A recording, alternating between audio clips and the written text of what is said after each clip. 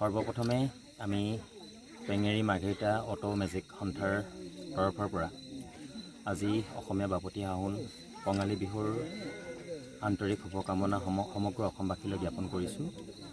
আমি Pengeri Margherita auto magic সন্থাই যোৱা 23 চনৰ পৰা আমাৰ বাপতি সাহোন কঙালী বিহুটি উদযাপন কৰি আহিছোঁ আৰু এইবাৰ আমি তৃতীয় বৰ্ষ হিচাপে এই ঋতুপথাৰ ৰাজহুৱা খেলপথাৰত উদযাপন কৰিছোঁ। আমি এইবাৰ বৰ বেছি কাৰ্যসূচী লোৱা নাই। আমি যিখিনি মূল কাৰ্যসূচী, যিখিনি আমাৰ পৰম্পৰা ৰক্ষা কৰি আমি কিছু কাৰ্যসূচী ৰাখি আমি আজি এই কাতি বিহু উদযাপন কৰিছোঁ। আমাৰ নিয়মীয়া কাৰ্যসূচী কিয়নো উদযাপন কৰিবলগীয়া হ'ল, আমি এই বিষয়ে অকণমান ক'বলৈ বিচাৰিছোঁ। যিহেতু আপোনালোকে সকলোৱে জানে, আমাৰ হিয়াৰ আমঠু অসমৰ এজন মহানায়কৰ ইতিমধ্যে মহাপ্ৰয়াণ ঘটিছে। গতিকে আমি তেখেতৰ শোকত সমগ্ৰ অসমবাসীৰ লগতে আমাৰ এই অঞ্চলৰ ৰাইজেও অতিকৈ ম্ৰিয়মান হৈ আছে।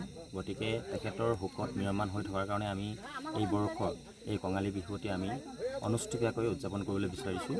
সেয়েহে আমি অনুষ্ঠিতভাৱে উদযাপন কৰি চমুৱাই কাৰ্যসূচী ৰাখিছোঁ। ধন্যবাদ। মাৰ্ঘেৰিটা অটো মেজিক মালিক সন্থাৰ উদ্যোগত আৰু স্থানীয় ৰাইজৰ সহযোগত আজি আমাৰ ইয়াত যিখন কাতি বিহু উদযাপন কৰিছোঁ, এই কাতি বিহুখন আজি আমাৰ 3টা বছৰ হৈছে আয়োজন কৰা। কিন্তু এই বছৰ আমি বৰ ধুমধামে আমি পাতিবলৈ আমি বিচৰা নাই, কাৰণ যিহেতু সকলোৱে জানে এইবাৰ আমাৰ হিয়াৰ আমঠু জুবিন দা মৃত্যু হোৱাৰ বাবে আমিও শোকত আছোঁ, অসমবাসীয়ে শোকত আছে। গতিকে তেখেতৰ শ্ৰদ্ধাঞ্জলি জনাই আৰু আমি থুলমূলকৈ এইবাৰ আমি নিয়ম পালন কৰিছোঁ।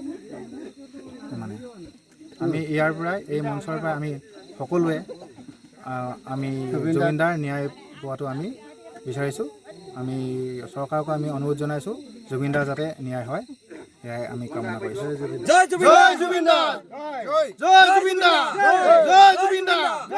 যিকোনো খবৰৰ বাবে যোগাযোগ কৰক 7099017330 লগতে 7099017110 নম্বৰত।